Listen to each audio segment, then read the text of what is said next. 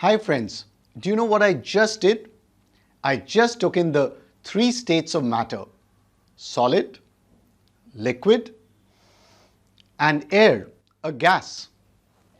So are you ready to explore the three states of matter with me? And then we'll finish off with our top 3 questions on this topic. I'm sure you're familiar with the three states of matter: solid, liquid, and gas. When we look at something, our brain automatically knows, is it a solid, liquid, or a gas? In this video, we are going to compare these three states of matter in a more scientific way. So we'll compare them based on these 4 properties: shape and volume, compressibility, rigid or fluid, and do they fill their container completely. After that, we'll take a deeper look into solids, liquids and gases and compare them at a particle level.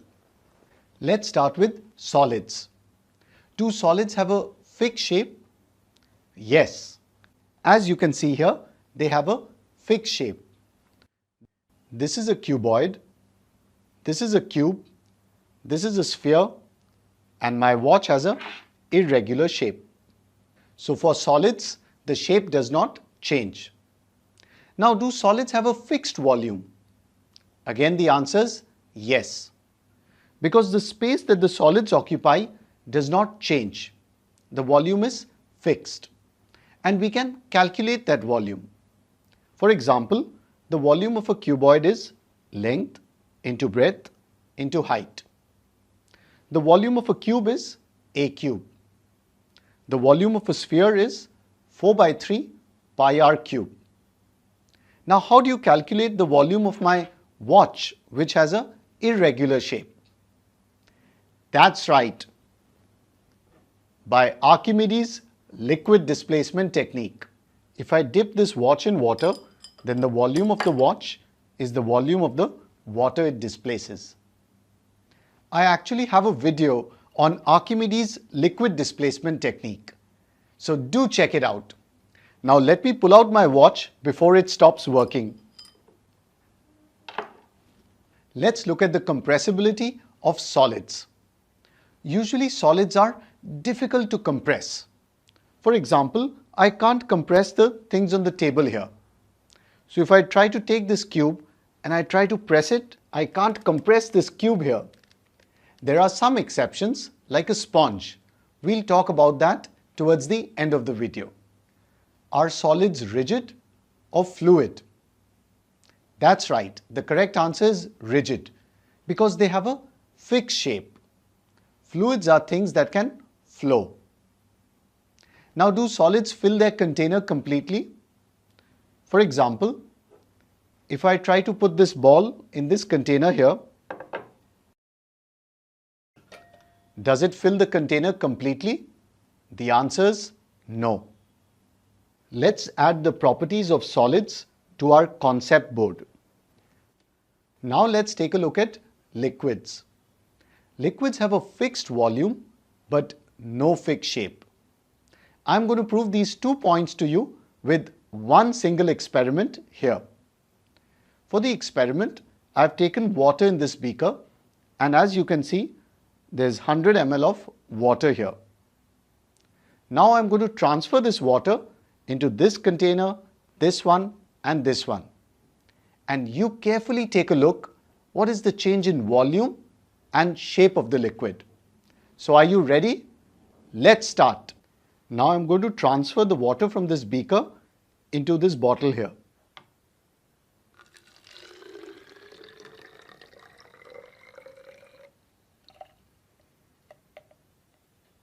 And then I'll transfer it to the glass here. Now let's transfer it to the measuring cylinder.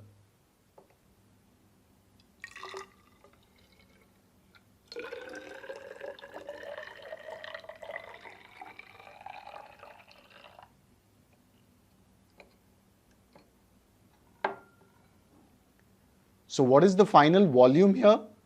As you can see, it's 100 ml, and that's exactly the original volume. So what's the conclusion from our experiment? Liquids have a fixed volume. It was 100 ml all the way through.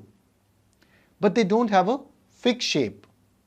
As you saw in the experiment, the liquid takes the shape of the container it is put in. Let's talk about the compressibility of liquids.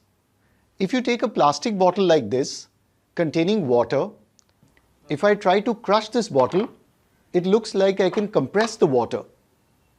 So are liquids compressible? The answer is no. When I'm crushing it, am I really compressing the water? No, I'm compressing the air inside the bottle. Now if we fill this bottle completely with water, I need to be Superman to be able to crush this bottle. So liquids are almost incompressible, just like solids. Are liquids rigid or fluid? That's right, the correct answer is fluid. The word fluid means it can flow easily. As you can see, water can flow easily, so liquids are fluids. Do liquids fill their container completely? The answer is no. As you can see, in the glass and the bottle, the water only occupies its own volume.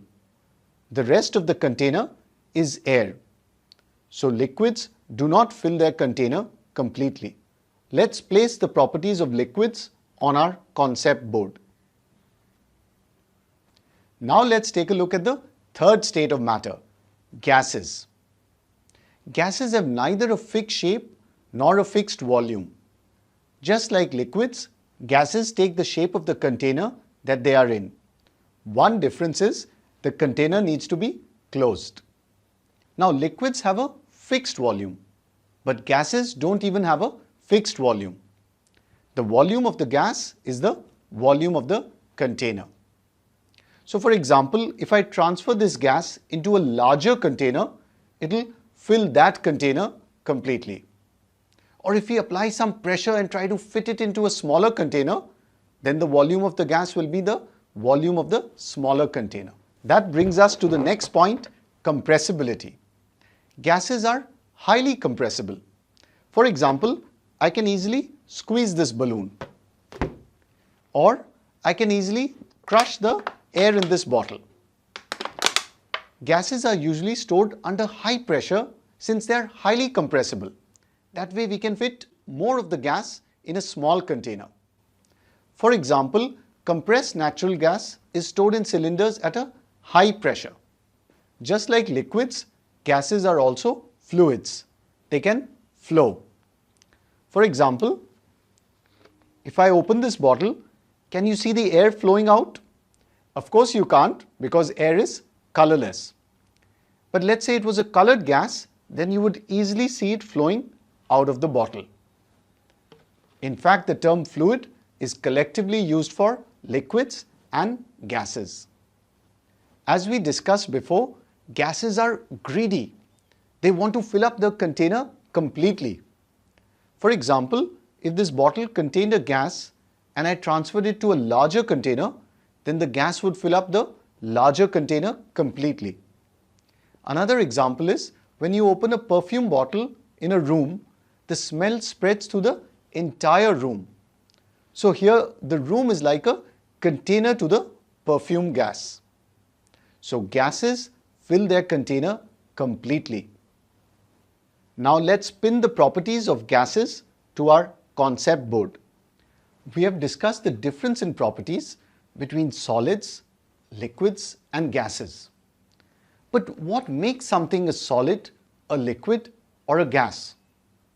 For example, if you take water, it can exist in all three forms: ice, water and water vapor. Now it's the same substance, water. So how can it exist as a solid and a liquid and sometimes a gas? To answer this question, we need to zoom into matter and take a closer look. As you may already know, all matter, whether solid, liquid or gas, is made up of tiny particles.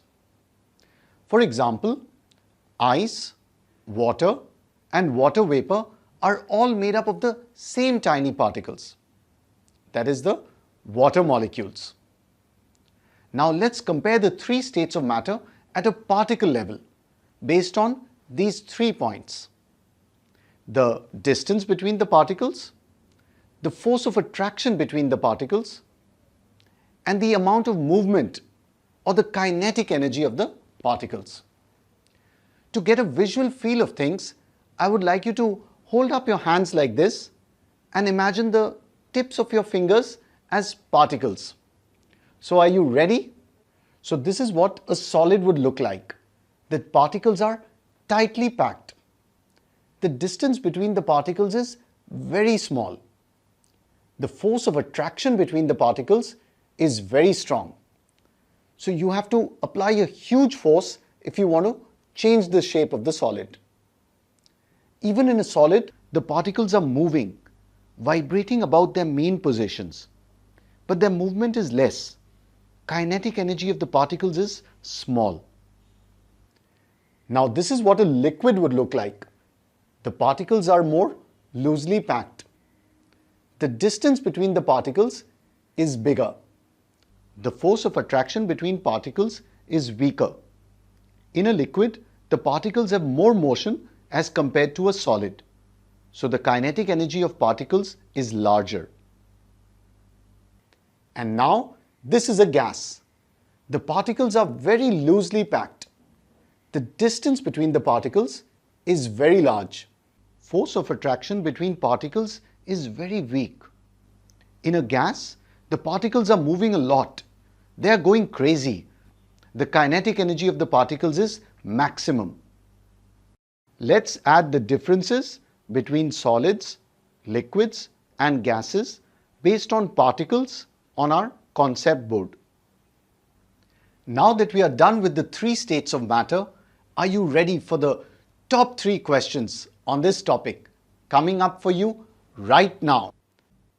As we discussed, solids are incompressible.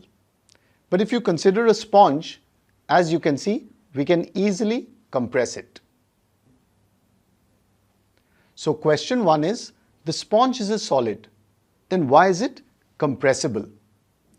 Let me give you a hint. The sponge has holes in it. So what are you really compressing? Now let's look at question 2. I'm going to pour the sugar in this beaker into the glass here. Can you see the sugar flowing like water?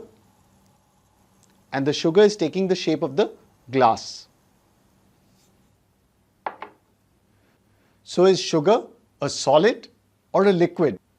The 3 states of matter that we've seen in this video are solid, liquid, and gas. Do you know that there are 2 more states of matter? So question 3 is going to be, what are the other 2 states of matter?